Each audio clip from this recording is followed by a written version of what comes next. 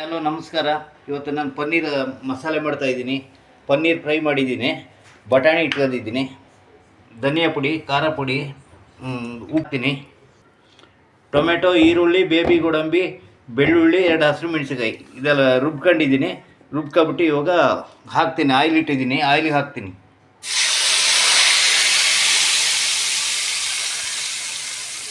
ಖಾರದ ಪುಡಿ ಹಾಕ್ತೀನಿ,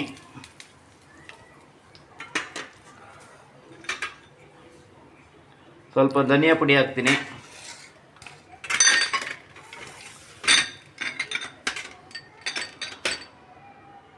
ಸ್ವಲ್ಪ ಗರಂ ಮಸಾಲೆ ಹಾಕ್ತೀನಿ,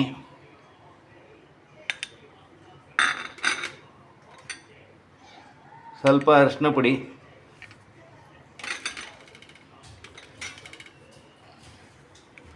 ಸ್ವಲ್ಪ ಚಕ್ಕೆ ಲವಂಗ ಪೌಡ್ರು,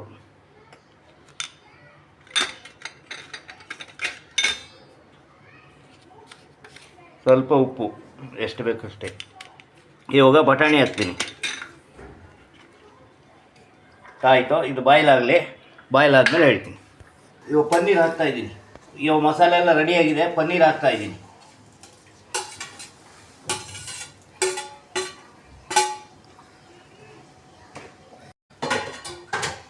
ಹದಿನೈದು ನಿಮಿಷ ಬಾಯ್ಲ್ ಮಾಡಿ ಆಮೇಲೆ ಆಫ್ ಮಾಡಬೇಕು. ಹೇಗಿದೆ ಇವಾಗ ನೋಡಿ, ಪನ್ನೀರ್ ಮಸಾಲೆ ರೆಡಿಯಾಗಿದೆ. ಇದು ಅನ್ನಕ್ಕೆ, ಚಪಾತಿಗೆ, ಮುದ್ದೆಗೆ, ಅಕ್ಕಿ ರೊಟ್ಟಿಗೆ ಯಾವುದಕ್ಕೆ ಬೇಕಾದ್ರೆ ತಿನ್ಬೋದು. ತುಂಬ ಚೆನ್ನಾಗಿರುತ್ತೆ. ಮಾಡಿ, ತುಂಬ ಚೆನ್ನಾಗಿರುತ್ತೆ. ಮಾಡ್ಕೊಳ್ಳಿ, ತಿಂದು ನೋಡಿ, ಟೇಸ್ಟ್ ನೋಡಿ.